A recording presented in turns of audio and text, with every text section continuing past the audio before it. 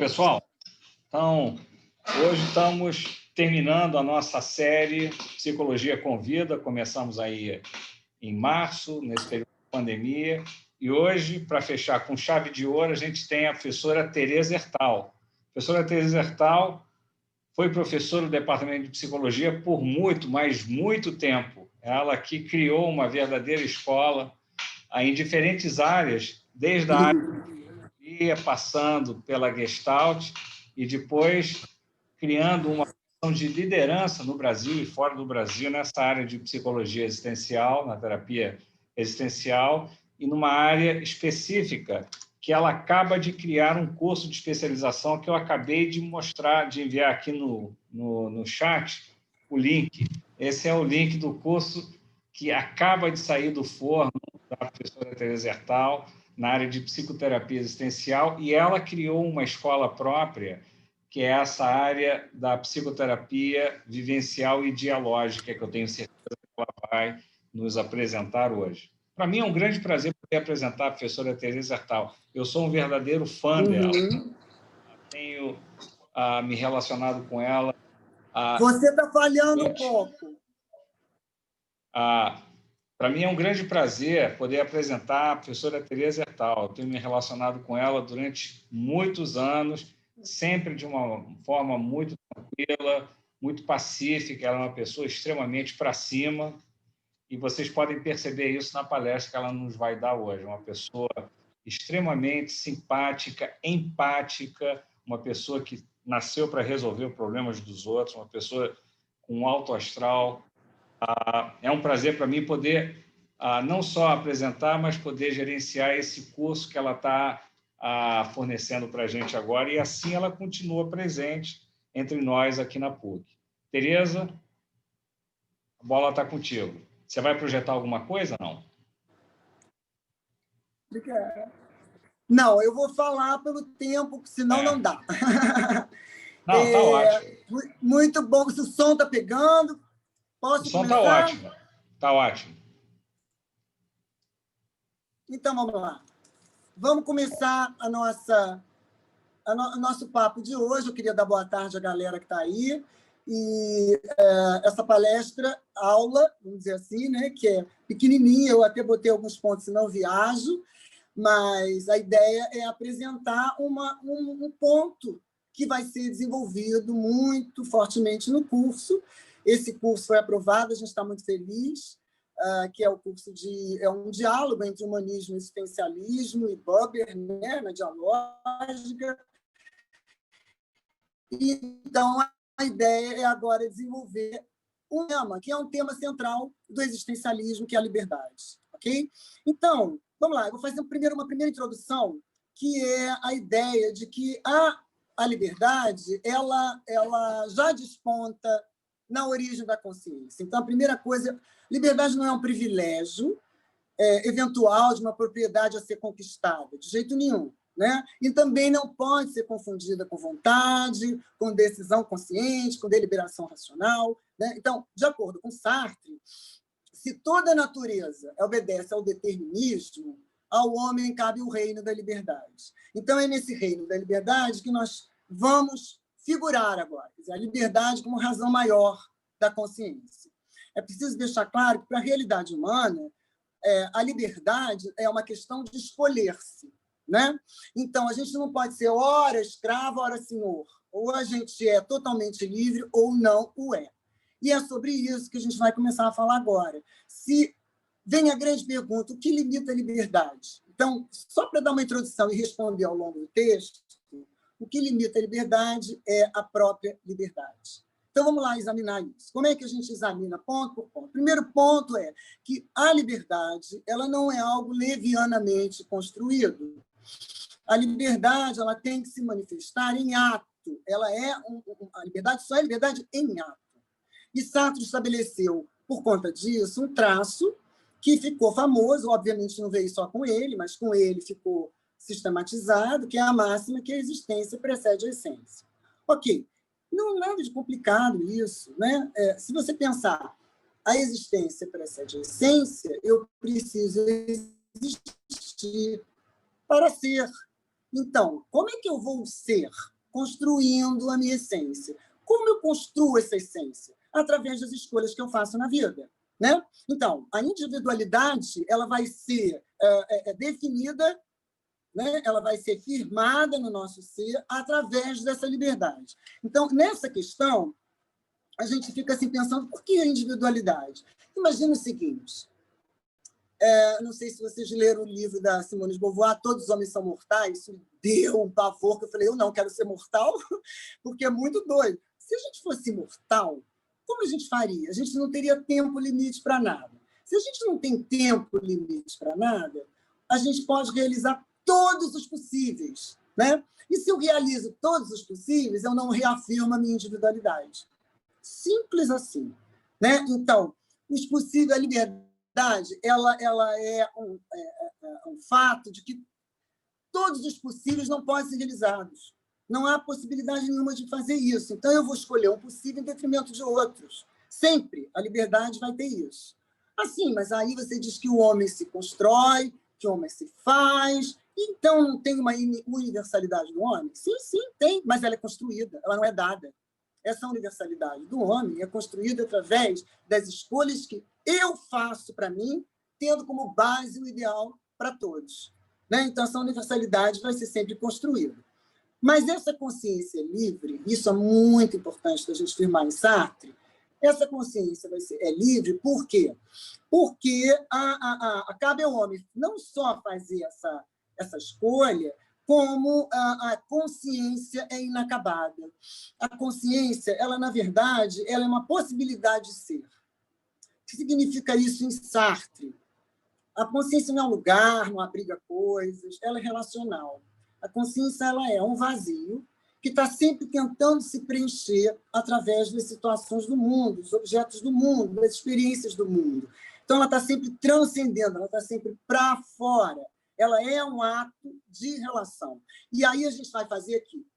Se o objeto da minha consciência é uma imaginação, eu estou pensando no beijo que eu dei ontem na pessoa legal da minha vida, nesse momento, a consciência é imaginante. Mas eu posso estar realizando escolhas concretas. Nesse momento, a minha consciência é perceptiva, certo? Então, a consciência ela vai se adequando às situações, porque ela é livre por ser insuficiência. Muito bem. Então, a liberdade, a gente pode dizer também que a liberdade não é uma pura abstração. Do que a gente está falando até agora, a liberdade ela é calcada no mundo, porque a gente vai ficar o tempo todo ligado ao mundo, né? Não é apartada do mundo. A gente realiza as escolhas no mundo que a gente está. Né? Muito bem, mas aí, quando eu digo assim, bom, então tá, a liberdade ela só é liberdade em ato, porque eu preciso me escolher ou fazer escolhas para mim. Sim, mas o que é necessário para a liberdade? Uma resistência. É muito interessante isso, né? Quando eu comecei a estudar essa parte, eu dizia assim, como assim? Mas ser livre não é fazer o que se quer? Não é isso. A liberdade exige uma resistência. Por que ela exige isso? Da mesma maneira que o tempo não é absoluto, exige alguma coisa que se contrapõe estável para que eu possa poder ver a evolução, né? A liberdade ela precisa de uma coisa que se contrapõe a ela. Alguma resistência que faz com que a gente ultrapasse ela e realize os nossos projetos. Em nome de ser obstáculo ou resistência, como quiser. Sem obstáculo, não haverá liberdade. Então, isso é um dado. Aí, qual é o obstáculo que a gente enfrenta? As situações do mundo. Então, assim, entre uma concepção concreta e a concretude dessa concepção, quer dizer, entre a concepção e a concretude no ato, existe a situação. Essa situação é o mundo de significados que eu vou ter nas experiências do mundo. Então, entre o eu e o meu fim, o meu objeto, o objetivo, vai estar esse mundo de significações. Certo? Então, aí você vai dizer, e no sonho, não existe? Sim. O sonho eu também sou livre, mas a liberdade do sonho é completamente diferente da liberdade concreta.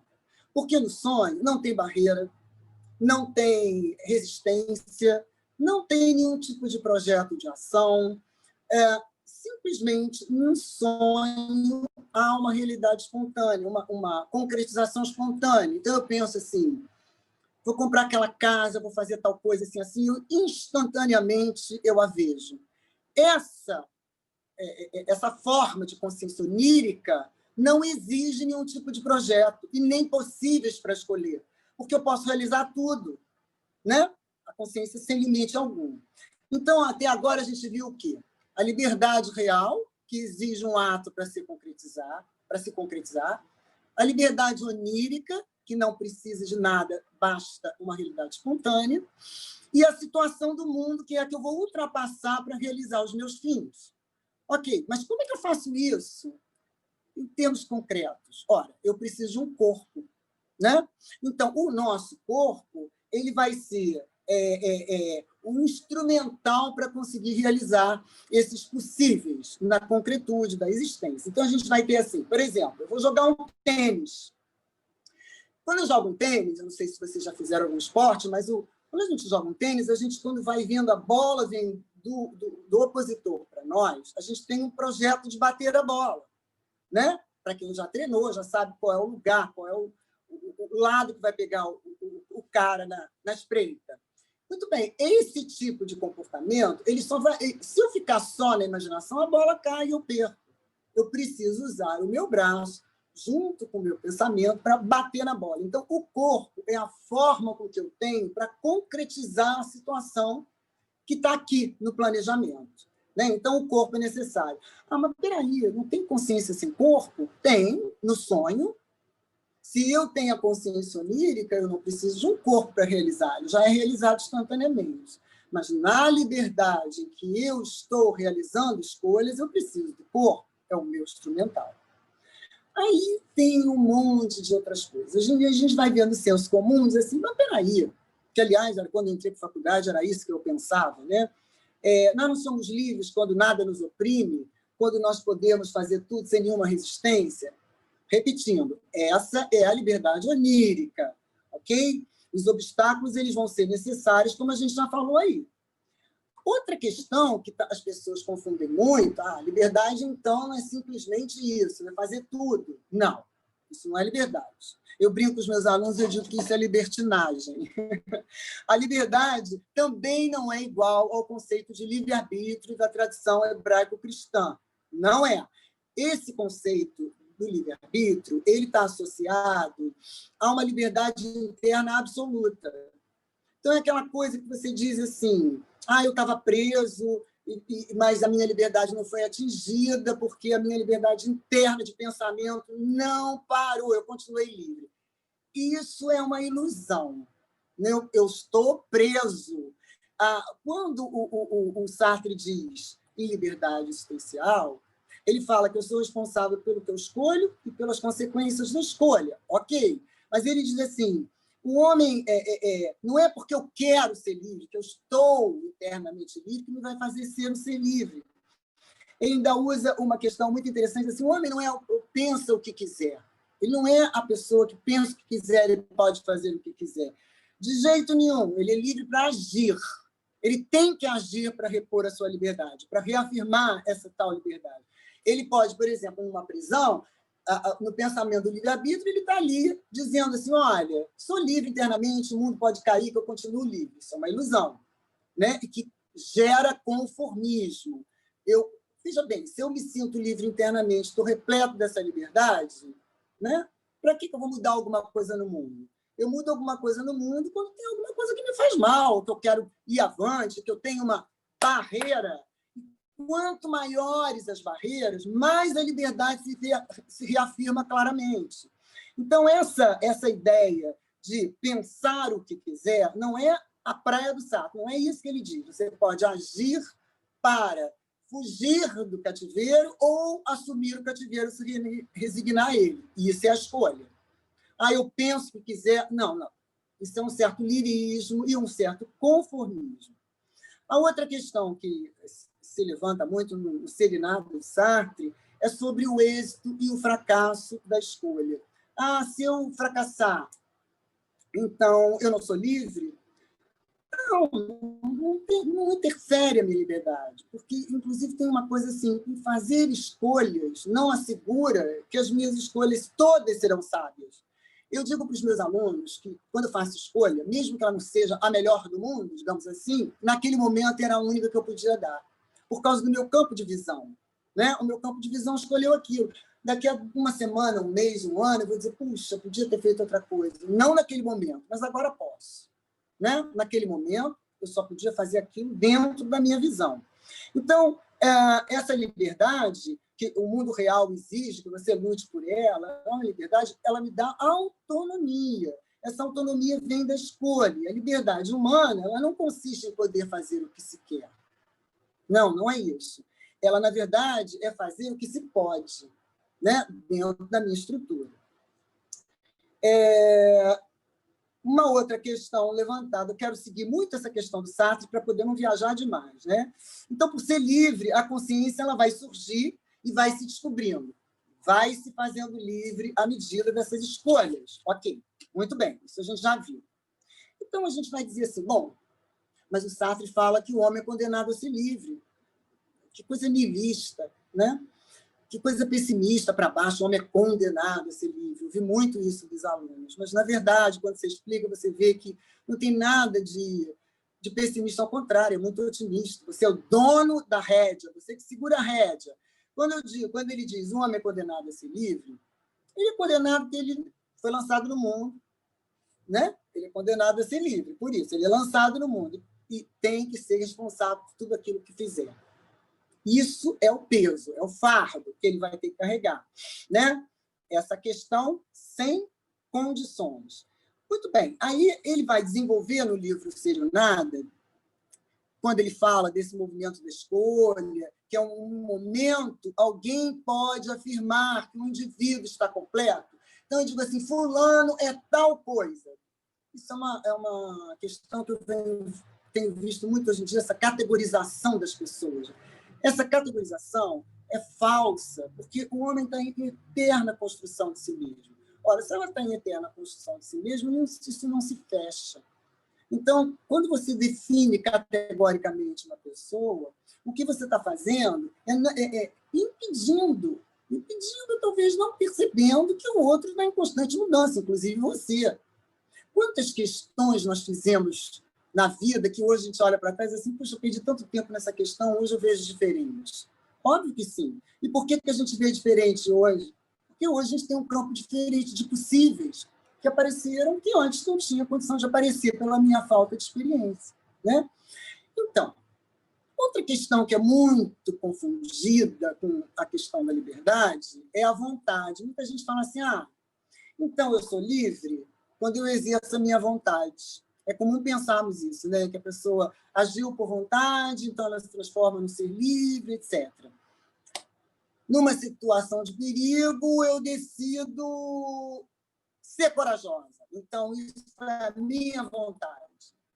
Nesse ponto aqui começa a ter o problema. Sartre fala muito das teorias psicológicas, algumas teorias psicológicas deterministas, que se apoiam nessa máxima, e aí é o seguinte, eu tenho os condicionamentos externos, que são os fatores como situações do mundo, a política, né, a questões materiais, Estado, etc. e tal, e tem os condicionamentos internos, que seria hereditariedade, alguma deficiência ou superação, as coisas que teriam aspas internamente.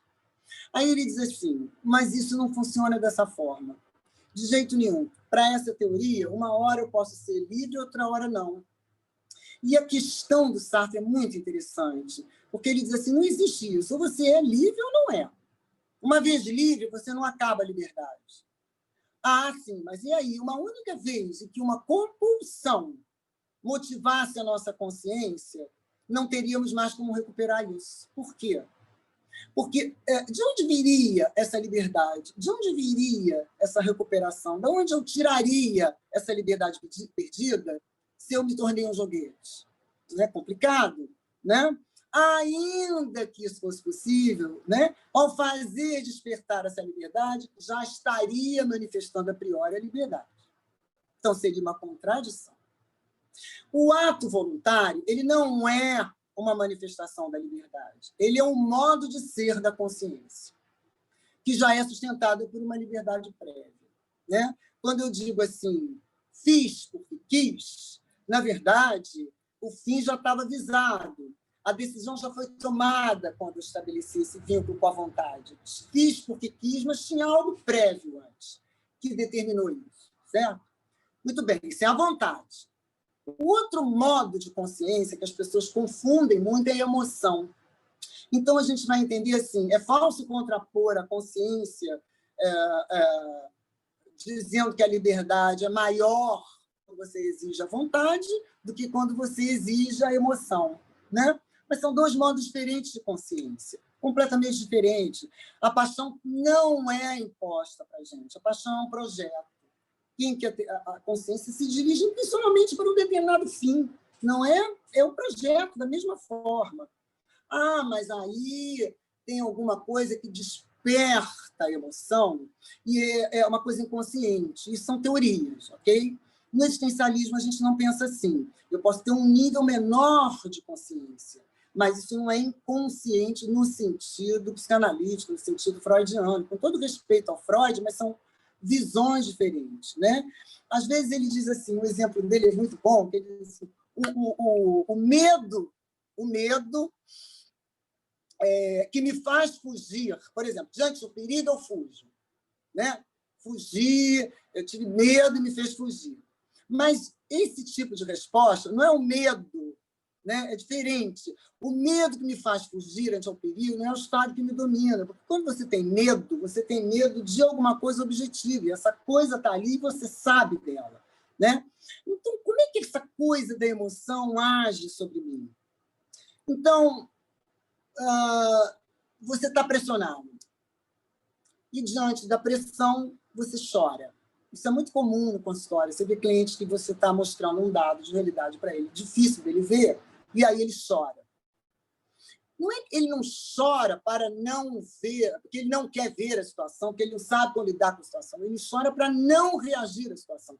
Ele chora para fugir da situação, né? Então, no choro, o choro, principalmente, ele não chora porque não pode. Por exemplo, eu forço uma pessoa a confessar. Aí ela chora.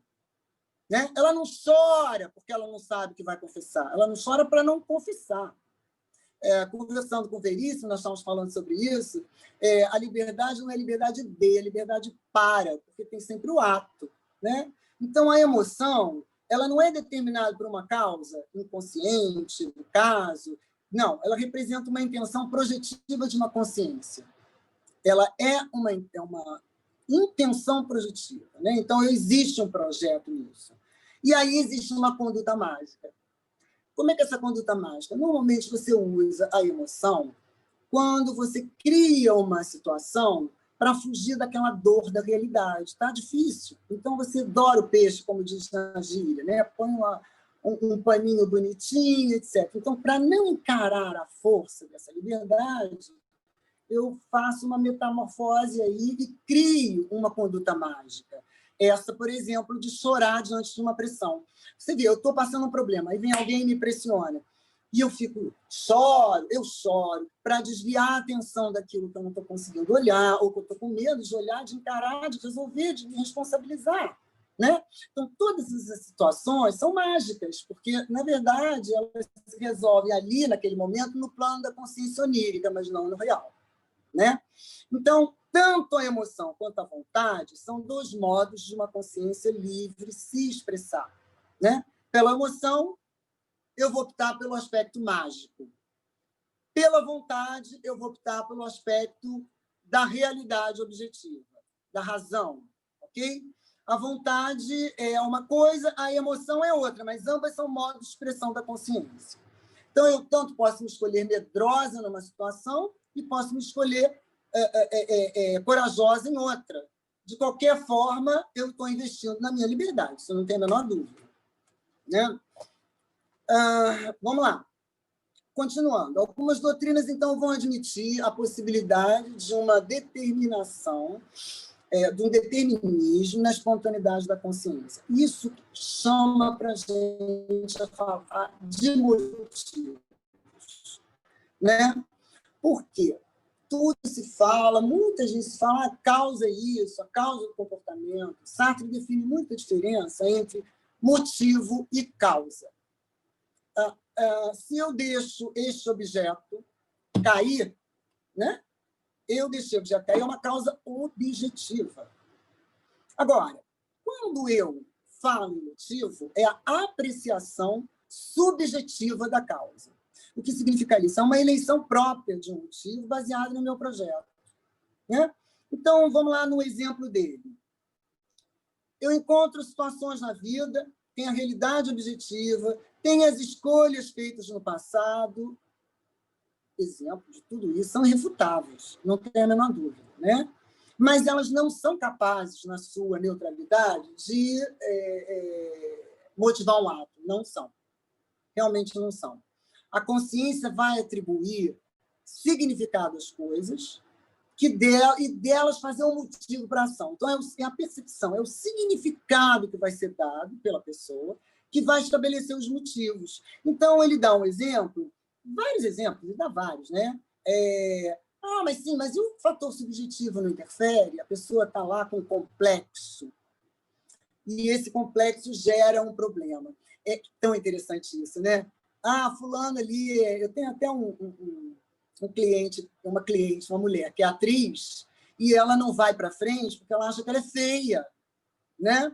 Na verdade, bem o exemplo do Sartre, não é o complexo de ser atriz. Ela diz, eu tenho um complexo, né? Que me faz não ser uma boa pessoa porque eu sou feia. Né? Não é porque eu sou feia que eu tenho um complexo de ser atriz. Não, não é isso. Ao contrário, o meu projeto de ser atriz é que elege o meu corpo como feio e desenvolve como motivo toda a vergonha e timidez que eu estabeleço no set. Né? Então, o motivo está atrelado a todo esse projeto que eu faço anterior a esse complexo. O complexo faz parte do ato. Então, quando diz assim, mas eu tenho complexo. Eu ontem encontrei uma amiga que tem a minha idade. Ela falou assim, eu estou morrendo de complexo, de velhice. E eu disse, por quê? A gente fica velho, tem que ficar velho. Estou velha, você está velha, faz parte, mas o que está rolando? Eu não vou mais à praia, eu não quero mais saber de sair, eu estou velha, né? Eu não tenho condição. É verdade, essa categorização de velhice pela idade que ela estabeleceu e assumiu para ela, isso está associado ao projeto dela de, talvez, criado uma eterna juventude, né? Uma pessoa que fica o tempo todo se opondo à própria idade, ela criou um determinado projeto. E aí ela começa a usar como motivo e vai estabelecendo daí todo o comportamento que impede ela de agir e confirma essa ideia, realmente, eu não posso ir à praia, eu não posso comparar com as menininhas, né? Na verdade, ela não vai nunca poder se comparar, né? Porque os motivos que ela está criando, o motivo está sempre associado a uma coisa de futuro. O motivo é passado, é inerte, ele não altera, mas ele está associado ao futuro, que é o projeto. Eu, como consciência, estou sempre estabelecendo projetos que é para daqui a pouco. Então, é futuro. Né? O meu presente é fundamentado nesses projetos. Agora, o passado, ele não pode não interferir? Pode. Ele pode interferir? Pode. Mas ele só vai interferir pelo valor que eu vou atribuir a ele. Então, o passado é inerte. Já aconteceu, está lá atrás, mas o que vai fazer ele se tornar vivo? A escolha que eu faço dele. Assim como só o passado, não tudo. Né? Eu vejo assim, às vezes eu vou muito para o interior, eu gosto muito de mato. E no interior eu vejo as pessoas viverem de uma forma tão melhor, sabe por quê? Elas não ficam pensando o que a gente pensa. Eu posso pegar isso, eu não posso conseguir isso, será que eu vou fazer isso? Então, o foco, a percepção que ela tem das coisas está incluída lá no projeto dela. Então, ela vai desviar todos os motivos para aquilo. Então, quando a pessoa simplesmente ela age livremente, vai fazendo projetos de acordo com as possibilidades, vai escolhendo os possíveis de acordo com as suas próprias pernas, com o tamanho, aspas, do seu corpo, a coisa não entra em conflito. Né? Eu fico pensando assim, como a gente entra em conflito bobamente?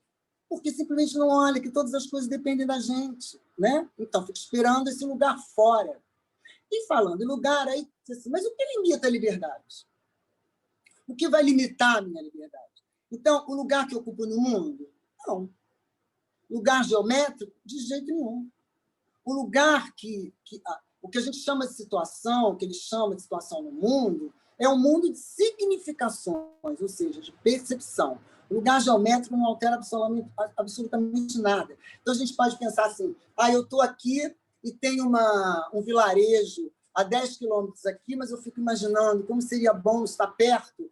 Eu quero que seja perto. Eu não posso mudar isso. O espaço físico existe. Os objetos do mundo, que o Sartre chama de em si, né? Eles não se comunicam entre eles, não tem como se comunicar. Não existe consciência, projeto, relação, né? Eles se fecham neles próprios. Mas a consciência é transcendente, ela está sempre se relacionando com outras consciências, né? E dando significado ao mundo dos fenômenos, ela está sempre dando significações. Então, o lugar que ocupa no mundo não altera. Sim, mas aí tem... E se estamos falando sobre o lugar que ocupamos no mundo e as coisas que nos cercam? Então, um exemplo para a gente facilitar aqui mais, né, a situação, o Sartre fala da seguinte questão.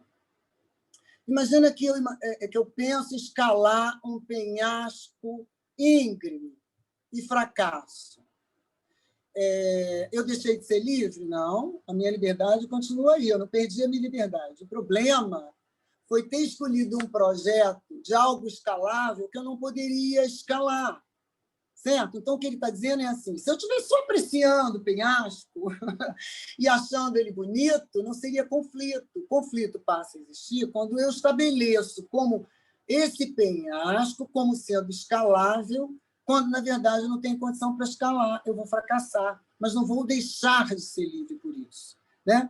Então, quando se fala em coisas que nos cercam, nós vamos dando significações às coisas, né? E, às vezes, a gente coloca um teto muito alto. Eu vejo muitos clientes lá no meu consultório, ao longo desses anos todos, estabelecendo projetos inviáveis. Né? Então, às vezes, a pessoa fala assim, eu não sei, eu vivo ansiosa, vai dar angústia, vai dar problema, porque a pessoa coloca um plano muito alto de ação e não quer subir os degraus. Então, entre aquilo que eu sou e aquilo que eu estou planejando realizar, tem uma série de passos. Então, como eu ponho lá em cima, ou a mesma coisa que eu digo assim, eu queria ser um Einstein, eu sou inteligente, mas não sou igual um Einstein. Obviamente, para ser igual um Einstein vai demorar, e aí o que acontece? O nível de angústia vai lá em cima, ou ansiedade, como quiser. Né? Então, para isso, ele está dizendo que tudo isso depende do projeto que eu estabeleço, ou do mundo de significações que eu tenho. Não é isso? Aí vem a outra pergunta, e o passado? O passado também seria um problema? O passado também seria capaz de limitar a minha liberdade? Ora, gente, passado é inerte. Na sua neutralidade, ele não pode motivar o ato. O passado é inerte. O que vai acontecer com o passado? Eu posso resolver abandoná-lo, superá-lo, ou fazê-lo vivo. E isso é uma escolha. Essa escolha do passado só vai ter sentido à luz do meu projeto. Então, se eu coloco todas as minhas condições, todas as minhas situações do passado como sendo importantes, que definem a minha vida hoje, que eu sou uma pessoa que não consigo lidar com a vida porque o meu pai foi assim, que a minha mãe foi assado, que eu não tive atenção, que eu não tive apego, que eu não tive nada, né? Eu estou fazendo esse passado no auge, eu estou colocando ele no altar, acendendo vela para ele. Então, quando esse passado é exaltado, a gente diz que ele é presente, não é isso? Por quê? Porque eu estou o tempo inteiro fazendo ele e dele meu ponto de referência. Então, não é o passado que vai motivar o meu ato. O que vai fazer isso é a significação que eu dou, é a escolha que eu faço da percepção que eu tenho desse passado, se vai ser boa, se ruim, diferente, agradável, desagradável, que vai fazer a motivação do ato. Né? Então, vamos dizer que também o passado é definido pelo futuro, porque o projeto é futuro. Então, o meu projeto é que vai dizer se eu vou ou não abandonar esse passado. Certo? Outro ponto são os outros. Essa coisa dos outros é muito interessante, a gente vai ver muito isso na pós-graduação da PUC, né, que é dialógica, tem a relação com o outro. É interessante dizer se o outro interfere, o outro altera a minha liberdade, limita a minha liberdade. Não, não. O outro não limita a minha liberdade. O que acontece? Olha, quando a gente nasce, a gente já pertence a uma classe, a uma família, a uma língua, a uma religião, criado pelo outro. Tudo isso é criado pelo outro, e a gente vai pegando esse bonde, não é? O outro é aquele que me olha, mas ele me olha de uma determinada forma que eu não vou conseguir me ver da forma que ele olha. Eu posso assumir esse olhar, porque eu estou querendo ser o que ele pensa que eu sou. E aí eu me objetifico, eu me coloco como objeto nessa condição. Mas eu ser exatamente o que ele é, ou não, não dá. O outro tem um olhar, e aí depende de mim a minha posição diante desse olhar. Alguém pode dizer assim, você é vulgar, e isso me afetar. O que me afetou nesse sentido? Me afetou porque eu posso assumir esse vulgar ou negar esse vulgar, depende desse projeto que eu vou estabelecer, do projeto que eu estabeleço como pessoa, né? Então, dentro dessa visão, quando a gente fala do outro, é preciso também sempre deixar claro que o Sartre ele foi muito, muito feliz quando ele examinou a relação com o outro, em que ele colocou na primeira e na segunda fase, completamente diferente. A primeira fase, ele vai falar que toda relação é conflito. Né? E se toda relação é conflito, obviamente, por que dá... Hoje em dia a gente vê muito isso. Né? Por que é conflito? Porque eu sou uma consciência livre, que me relaciono, por exemplo, com Landeira, que é uma consciência livre também. E na medida em que a gente estabelece o diálogo, a minha tendência é frear a liberdade dele para que a minha seja plena, e vice-versa. Daí seria conflito. Né? Então, uma relação, por exemplo, amorosa, seria, nesse primeiro Sartre, sempre conflitante, porque duas consciências brigando pela sua liberdade. Mas, mais tarde, Sartre fez uma revisão dessa noção, quando ele incluiu a questão de meio, quando ele estudou Marx, entrou na política, saiu da política, entendeu o meio, etc. Então, ele vai falar o quê? O outro, eu posso estabelecer um vínculo, eu posso estabelecer uma relação com o outro, mas essa relação que eu vou estabelecer com o outro, quando eu me sinto livre, quando eu me sei livre, mais eu vou permitir que o outro possa ser. Então, a minha liberdade, ela me garante tanto, ela me deixa tão plena, que o outro pode ser livre, que não vai interferir absolutamente nada. Mas aí a relação que vai ser possível são entre duas consciências livres. Mas e quando isso não acontece? Aí é que começam os problemas. Então, eu tenho algumas formas de me relacionar. Consciência com consciência, liberdade, legal. Consciência, objeto, eu sou livre e eu aprisiono você para não perder minha liberdade. Objeto, consciência, eu me objetifico para você ser livre, né? E aí estabelecemos vínculos assim.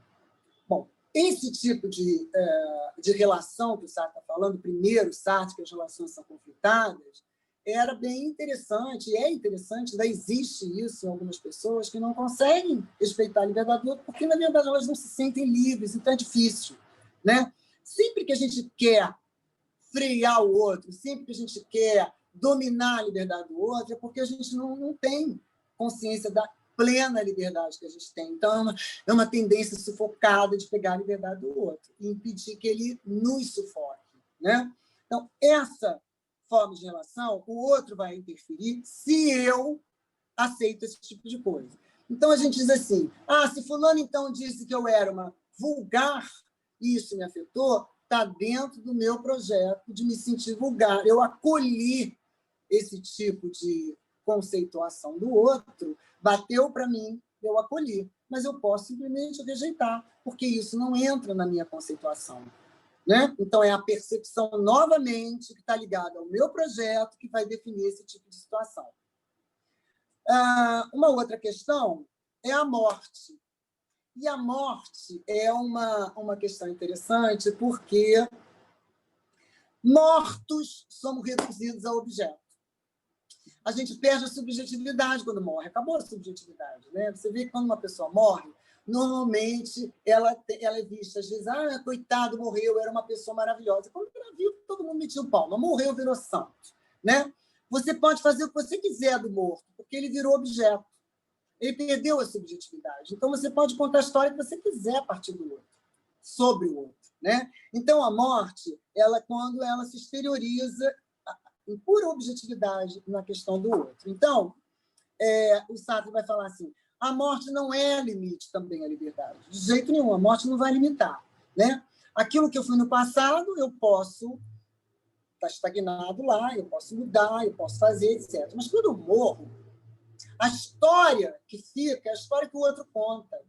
As consciências livres que sobrevivem, elas vão falar algo do objetal, ou minha objetividade, porque eu perdi a minha subjetividade.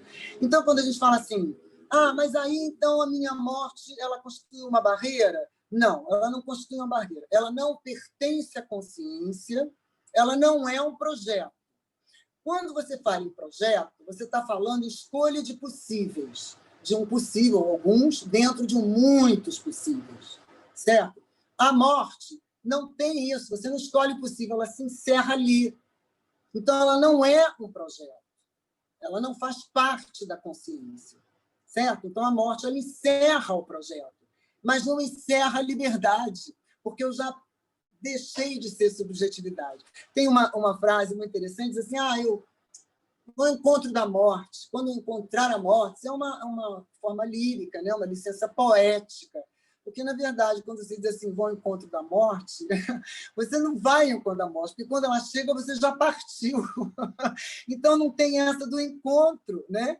E a gente sabe que, no caso, a gente, quando é livre, a gente corre todos os riscos de escolher uma coisa que não pode não ser perfeita, a gente corre o risco de assumir certas questões porque ainda não tem muita clareza sobre nossos conceitos, a morte pode chegar e roubar nosso projeto, né? Encerrar nosso projeto, tudo isso pode acontecer. E aí, quando Sartre entra com um conceito muito de angústia, que chega como angústia para nós, é o enfrentamento da liberdade. Quando a gente enfrenta a liberdade assusta muito, porque eu não posso dizer assim, olha, tem alguma coisa dentro de mim que dispara, tem uma coisa fora de mim que dispara. Né? Não, eu vou ter que, ao escolher, eu vou escolher alguma coisa sozinho, solitário, dependendo apenas da minha, aspas, voz da consciência. Então, a gente quer um fardo.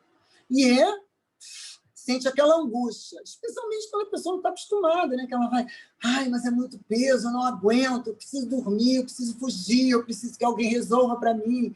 Não, isso tudo é uma sensação, ela é capaz, aquilo.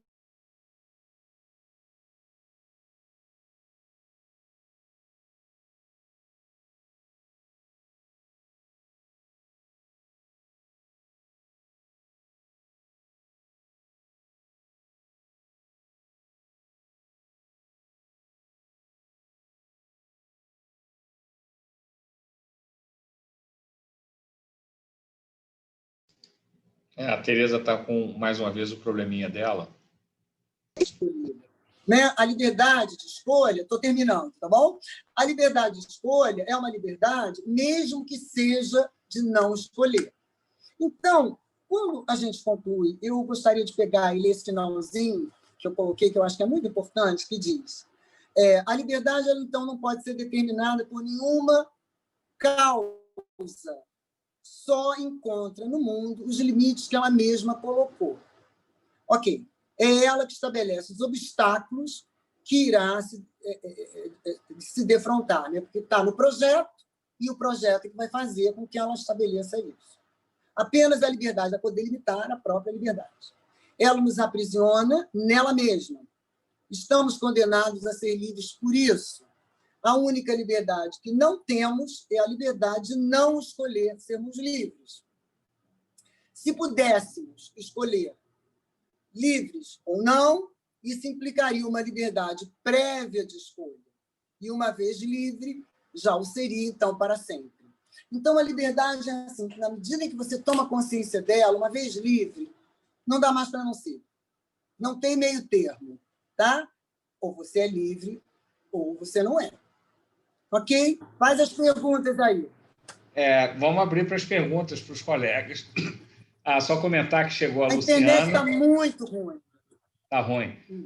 Eu estou vendo aí que está o Luiz Veríssimo, que é um grande colega seu.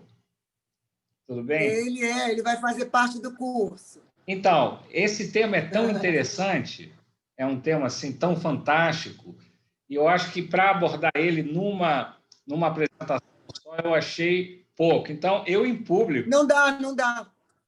Então, eu em público vou fazer um convite para o Luiz para ele finalizar no dia 22 a nossa série. Se você aceitar, vamos ter mais uma rodada sobre Ótimo. Existencialismo. Você aceita? Com certeza. Veríssimo? Com certeza. Ele tem liberdade para escolher, não é, Tereza? Ele tem liberdade, mas eu conheço ele e ele vai aceitar. Vai ou não? Pergunta a ele. Ele já falou que sim. Congelou você. Você vê essa questão da liberdade nesse período de pandemia que a gente está passando? Então, você não perde a liberdade, você continua livre. As pessoas pensam assim, que é porque existe um momento difícil, esse momento me limita. Ele não me limita enquanto ser livre. Ele limita o número de possíveis. É diferente, né? Então, por exemplo, eu estou aqui, a gente está preso em casa, tem que usar máscara, tem que fazer essas coisas, isso faz parte de um quadro atual, mas eu não perdi a minha liberdade por isso. Agora, vejo um certo problema quando diz assim, você é obrigado a tomar vacina, ok? Aí já começou a complicar, porque tudo não precisa ser vacina, qualquer coisa que eu obrigo o outro a fazer, eu restringo a liberdade dele. Mas cabe o outro aceitar ou não. Ainda assim, ele assume sua liberdade. Né? Então, eu me sinto livre para dizer não, sim, vou sair, não vou sair, eu continuo livre. Né? A minha liberdade continua existindo. Agora, os possíveis em volta disso é que restringem um pouco. Eu não tenho todos os possíveis, eu tenho menos possíveis para escolher. Né? Continua aí. Teve a Nani também falou, Vitória, Tereza, sou sua aluna de formação, é verdade, e não concluiu para mim. Oi, Tereza, Vitória, tudo bem? Fale, Vitória. Tudo bem, eu sou sua aluna de formação e eu fiquei curiosa. Qual é a diferença entre a formação que eu faço com você, que você, enfim, tem essa trajetória, e após, que está iniciando agora na PUC? Qual é a principal diferença? Principalmente para os alunos que querem saber. Então, ótima pergunta. Bom, que é bom, o Landeira também está aí. É o seguinte, eu faço cursos de formação há 38 anos. Fiquei 35 na PUC, mas já fazia curso de formação antes. O curso de formação ele vai dar uma prática específica, o conhecimento sobre aquela linha de ação que você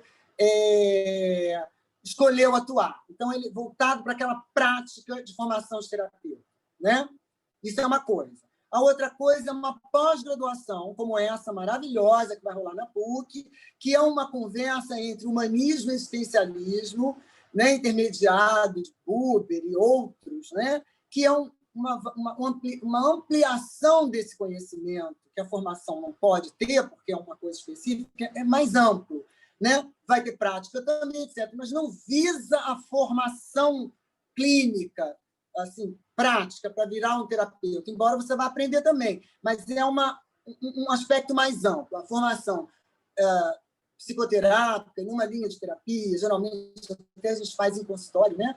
Essa formação ela vai dar como você usa o método, como você atende o cliente, quando acontece uma situação assim, quais são as respostas terapêuticas que você vai dar. Isso é um trabalho prático. A visão de uma pós-graduação é uma coletânea de saberes que vai dar a você um posicionamento para a sua prática. Entendeu? Você vai praticar também. O ideal é você fazer os dois, né? Você ter essa amplitude de conhecimento, ou você já fez uma formação e quer melhorar o teu saber, ou você quer do saber afunilar numa prática psicoterápica. Esse curso vai dar condição da pessoa, por exemplo, escolher se ela quer fazer um atendimento em Gestalt, se ela quer fazer um atendimento em Rogers, se ela quer fazer um atendimento na terapia evidencial, né? Ela vai poder escolher isso, porque o curso vai dar essa visão. Num curso de formação, é uma orientação só, ok? Acho que tem uma outra Nani, né, que estava querendo fazer. Nani foi uma aluna da PUC muito querida, fez formação comigo. Gente, é muito bom encontrar essas pessoas aqui. A PUC me deu esse presente e essas alunas do meu curso foram pessoas que eu jamais vou esquecer. A Nani está aí, eu sei que está. Você quer falar, Nani? Carrego você Ver se comigo, a gente eu abre o também, microfone querido, dela. carrego você comigo para sempre. Nani. Você tirou? Eu vou colocar ela, vou abrir o microfone dela, mas enquanto isso você pode ir respondendo aqui a pergunta do Wallace Figueiredo. Ele pergunta a liberdade no casamento, na instituição em si, e tudo o que representa, seus acordos tácitos e explícitos, seus comprometimentos, etc. Ok. Como é o nome dele? Wallace Figueiredo. Wallace. Eu sei quem é. Wallace, é o seguinte. O casamento é uma relação, né, entre duas pessoas. Então, vamos voltar àquela questão que o Sartre colocou, pode ter congelado, vamos lá. O primeiro Sartre vai falar que ele até era contra as relações de casamento, tudo, porque ele dizia que toda relação era um conflito. De fato, a grande maioria dos casais vive em conflito. Tá? Por quê? São duas pessoas, duas liberdades, duas pessoas que querem manter a sua liberdade. Então, aprisiona do outro. Tem regras. Sim, o casamento, os dois namoraram, descobriram, tal, fizeram regras. Também não é garantia, não, tá? Depois que casam. Não é garantia. Mas, vamos lá. Se eu sou uma pessoa que me conheço livre, me aceito livre, me sinto livre, e acho uma pessoa que se sente dessa maneira, e a gente faz uma troca afetiva, as regras de uma relação elas vão existir, gente, claro. Imagina assim, eu com a minha aprendizagem, com as minhas histórias, a pessoa com a aprendizagem dela, com as histórias dela. Quando a gente faz uma relação, tem uma interseção, que é criada uma nova história. E essa história vai funcionar. As regras de uma relação vão funcionar se houver um respeito pela história de cada um, pela liberdade de cada um. Né? Se não existir isso, as relações vão ser conflitadas e muitas vezes dando em fracasso. Né? Mas, e por isso, antigamente, a gente falava, olha, eu prefiro as coisas antigamente, tá bom? Antigamente, a gente namorava, noivava para casar, porque tinha tempo para você ir ver, se adaptar, se as regras de um e de outro, que vão mudando ao longo da vida também, né? Então, é preciso que duas pessoas, quando atendo um casal, eu explico muito isso, as duas pessoas elas têm as suas liberdades, elas têm as suas histórias, e tem que ser mantidas, têm as suas coisas pessoais. E existe a interseção dos dois, que quanto maior a relação, quanto melhor a relação, mais essa interseção aumenta, que tem a ver com consentimento, resiliência, entender, né, a possibilidade do outro. Às vezes eu me sinto muito livre e ele ainda não é. Eu namorei uma pessoa, Wallace, que eu me sinto muito livre, eu respeito muito a liberdade do outro. Mas ele era uma pessoa muito autoritária, então isso me fazia me sentir muito mal, eu não andava. Então, estabeleci com ele uma história, vamos tentar isso. Quando eu vi que não dava, eu saí fora. Um tempo depois, a gente se reencontrou como amigo, etc. Ele estava namorando uma pessoa, ele me pediu um conselho, eu falei, cara, solta, deixa ela ser livre. Ela precisa caminhar e você também tem que confiar. E estão casados agora, é um casal que eu adoro, porque eu acho que ele conseguiu entender que, numa relação, especialmente de casamento, que você está o dia a dia com a pessoa, tem que respeitar esse espaço, né? E esse espaço só é respeitado quando eu respeito o meu espaço de liberdade. Ok? O que mais? Oi, Não Tereza, ver tudo as bom? pessoas me dá uma certa aflição, sabe? Oi, linda! Tudo bem, querida? Eu só queria dizer que foi muito bom ver você e o Landeira de novo. Fui aluna dos dois há mais de 10 anos atrás.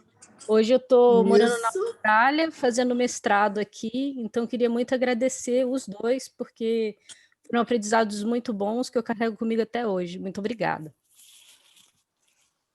Ai, querida, que bom. E o Landeira foi meu aluno.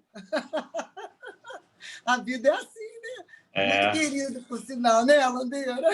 Olha, tive um excelente professor e vocês não imaginam de quê? De psicometria. Psicometria, exatamente. Que tem um livro excelente que ainda continua rodando por aí. Rodando por aí, Bom, isso é muito bom. Tereza, 17ª edição. você vê, né? Você foi orientanda do Haroldo, né? Fale, mais alguém?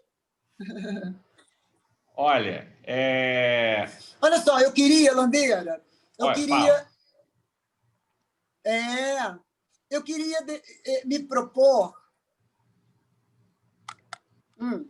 Sim, olha continue. só, Landeira, está me ouvindo? Eu queria propor uma coisa às pessoas que assistiram e que houve essa falha, não sei o quê, para a gente compensar isso. Eu queria que as pessoas pudessem me escrever perguntando o que elas quisessem, ou me ligar. Eu falo com uma a uma que precisar. Eu me proponho a isso, porque eu acho que houve esse problema aqui da internet. Não foi minha culpa, nem culpa da PUC, é o que está acontecendo aí, mas ontem, inclusive, o YouTube ficou fora do ar, mas eu queria deixar à disposição o meu WhatsApp, tá? Para as pessoas escreverem, ou meu e-mail, você pode botar aí, tá? Para que qualquer um Tereza, possa perguntar. Você tem acesso ao chat? Você não quer escrever você mesmo, seu e-mail e seu WhatsApp? Eu não sei se aqui eu consigo, não. Eu vou fazer isso para você, então. Bom, tá, antes de terminar, eu só vou dar uma palavrinha, antes de passar a palavra para a nossa coordenadora, professora Luciana, que é a mentora desse projeto, que só termina na próxima semana, dia 22. Ia ser hoje, não vai mais. Viu, Luiz? Isso, Luiz vai estar aí. Então, super contente em estar presente falou, na sua... Ok. Fiquei super contente em te escutar. Esse é um tema super delicado, essa questão da liberdade. Foi muito bem abordado por você, perspectiva humanista. E um tempo muito pequeno. Um tempo curto, é verdade. Mas a gente conseguiu ter uma visão panorâmica, você abordou muito bem os diferentes tipos de liberdade, como a gente, às vezes, se engana nessas questões. Então, foi muito bom poder te escutar. Dá para ver pela sua entonação de voz, pelo seu jeito. Muito. Que você curte tudo que você faz, não é? Eu acho que isso é fundamental para que a gente possa ter uma existência boa, não é? Está sempre nesse alto astral, nesse clima... E livre. E livre, não é? Então, é um prazer poder te escutar, Tereza. Passar a palavra para a Luciana. Enquanto isso, eu vou buscar o telefone. Eu queria falar uma coisinha. Landeira. Vai lá, Tereza. Não, eu queria dizer o seguinte, eu queria agradecer o fato de estar aqui com você e, principalmente, falar que a PUC mora no meu coração, porque foi a universidade que eu mais tempo fiquei, né? Eu preciso dizer que eu fiquei 10 anos numa, 10 anos noutra, mas eu fiquei 35 anos na PUC e vou voltar, né? Não sair. É só para dizer que maravilha a instituição. Tudo que vocês puderem, gente, fazer qualquer curso de extensão, pós-graduação, mestrado, nova graduação, realmente a PUC ela fornece um conhecimento bom e tem uma coisa espetacular de todos os professores, principalmente da direção e do departamento todo, que é a liberdade do professor. O professor, eu estava falando de liberdade, por isso que eu quis falar isso. O professor, ele é muito respeitado em sua liberdade de atuação, ele é muito respeitado na forma com que ele projeta suas aulas, na forma com que ele conversa com os alunos. Isso, para mim, é existencial, né? Então, a PUC ficou no meu coração, por isso eu fiquei tanto tempo, porque eu nunca fui restrita na minha liberdade. Só queria deixar claro isso. Tá? Você quer que eu digite meu telefone? Você tem ele aí? Ele já colocou, Tereza, ele está colocando no chat o seu telefone ali de contato. Só para conferir, 98123. E você está bem, querida? Eu também. 6686. Tá certo, Landeira, tá correto.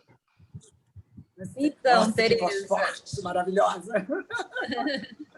Então, Tereza. Olha, podem me ligar, tá? É o WhatsApp, para não se sentir prejudicada. Fala, querida. Tereza, eu só tenho realmente que agradecer, infelizmente. Saudades de vocês aí, tá? Eu, infelizmente, não pude estar aqui no Houve esse início. probleminha, mas... Não, mas foi nenhum ótimo. problema. Não teve Se deu problema para pegar algum. Foi alguma só coisa... absolutamente Tá. tudo.